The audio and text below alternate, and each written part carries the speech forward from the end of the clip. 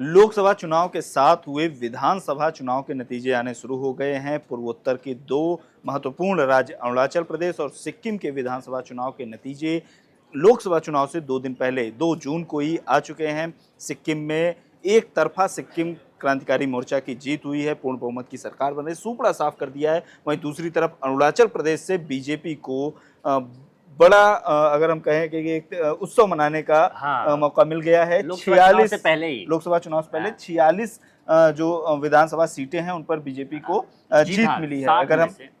एक बार सबसे पहले आंकड़ा बता देते हैं। आप आंकड़े देखिए। 46 हाँ, आप बोलिए। 46 बीजेपी को हम्म। सीटें मिली हैं, 5 सीटें एनपीईपी को मिली हैं, हम्म। 3 सीट एनसीपी को मिली है, 2 पीपीए को, 1 कांग्रेस को और 3 निर्दलीय चुनाव जीते हैं। हाँ, रिजल्ट के बारे यानी में कि बहुत आप देखेंगे कि कांग्रेस जो पिछली बार 4 सीटें जीती थी, वो किसी तरह बड़ा बमुश्किल 1 सीट पे अपना जीत और 10 सीटों दर्ज पर कर तो पाई है। चुनाव ही नहीं लड़ा। और सबसे बड़ी बात है कि जो अभी परिणाम आए हैं, विधानसभा अरुणाचल प्रदेश में 60 विधानसभा सीटें हैं। 60 विधानसभा वाला प्रदेश है, जिसमें सिर्फ 50 के ही ये नतीजे आए हैं। इन 50 में से 50 के नतीजे आए हैं, 10 के नतीजे ऑलरेडी पहले ही आ चुके थे। मार्च में ही आ गए 10 सीटों के मार्च में निर्विरोध निर्वाचित हो गए थे, उनके खिलाफ कोई लड़ाई नहीं। उन सीटों की बात करें तो उन सीटों में 10 सीटें जो जहां बिना चुनाव लड़े ही जीत बीजेपी को मिल गई थी। उसमें मुख्यमंत्री की पेमा खांडू वाली सीट चौखम की सीट थी। उप मुख्यमंत्री चौना मेन की सीट थी। तेची कासो जो ईटानगर से जीते उनकी थी।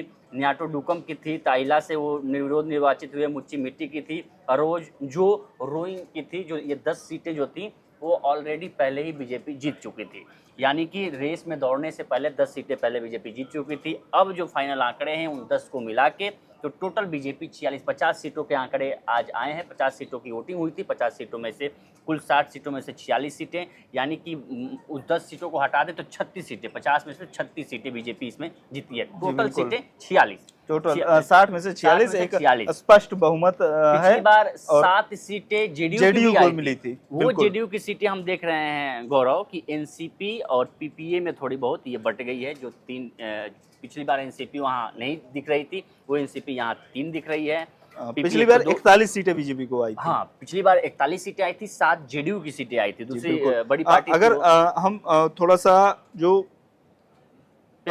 अरुणाचल में दल बदल का है उसके तरफ भी बात कर लेते हैं, क्योंकि अरुणाचल में जो पेमा खांडू जो अरुणाचल के मुख्यमंत्री हैं बीजेपी के, वो कांग्रेस में थे। फिर उसके बाद वो सरकार में जो उनके अधिकतर विधायक थे उनको तोड़कर वो एक दूसरी पार्टी पीपीए में चले जाते हैं। फिर पीपीए के जो अध्यक्ष थे वो उनको निलंबित कर देते हैं। फिर वो 33 विधायक लेकर बीजेपी के पास चले जाते हैं, जिनके ऑलरेडी 11 विधायक थे।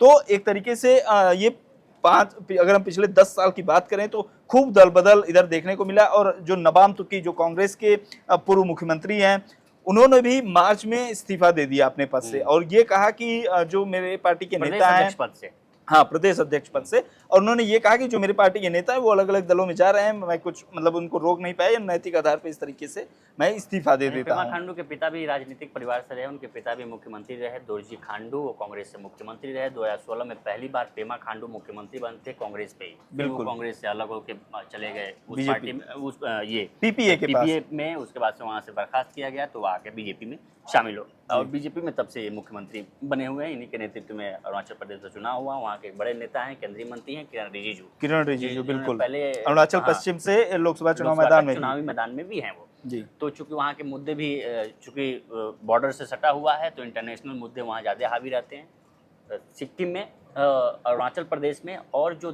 10 सीटें जो हम लोगों ने बताई कि 10 निर्दलीय, मैंने रेस दौड़ने से पहले ही, चुनाव होने से पहले बीजेपी ऑलरेडी 10 सीटें जीत चुकी थी। आए नतीजे 50 सीटों पे 50 में से 36 सीटें, इन 50 में से 36 सीटें बीजेपी जीती, यानी 10 वो 36 एक टोटल 46 सीटें, यानी पूर्ण बहुमत की सरकार। पिछली बार 2019 में जब चुनाव हुए थे तो 41 सीटें बीजेपी की थी, 7 जेडीयू की थी, 4 कांग्रेस की थी। लेकिन इस बार जेडीयू कहीं नहीं है, उनकी जगह एनसीपी ने ले ली है। एनसीपी ने 3 सीटें जीती है। फाइनल आंकड़े आप देखेंगे तो 46 BJP, NPP 5, NCP 3, PPA 2, INC यानी कांग्रेस 1 और आईएनडी 3 सीटें 3। यानी कि आप कह सकते हैं कि 2-4 जून से जो अभी एग्जिट पोल के नतीजों से उत्साहित बीजेपी के लिए ये बहुत बड़ी खबर है। और बिल्कुल, एक बीजेपी के नेताओं ने बधाई भी दी है, बधाई- कार्यकर्ताओं ने पटाखे वगैरह फोड़ने शुरू कर दिए, और मिठाई बांटने शुरू और कर दिए। ध्यान रखिए 4 जून को हम ऐसे ही नतीजे सुबह 7 बजे से लेके जब तक नतीजे आते रहेंगे हम आपको पल पल की अपडेट बिल्कुल। देते रहेंगे। फिलहाल इस वीडियो में इतना ही, बाकी देश दुनिया की तमाम खबरों के लिए बने रहिए लोकमत हिंदी के साथ। नमस्कार।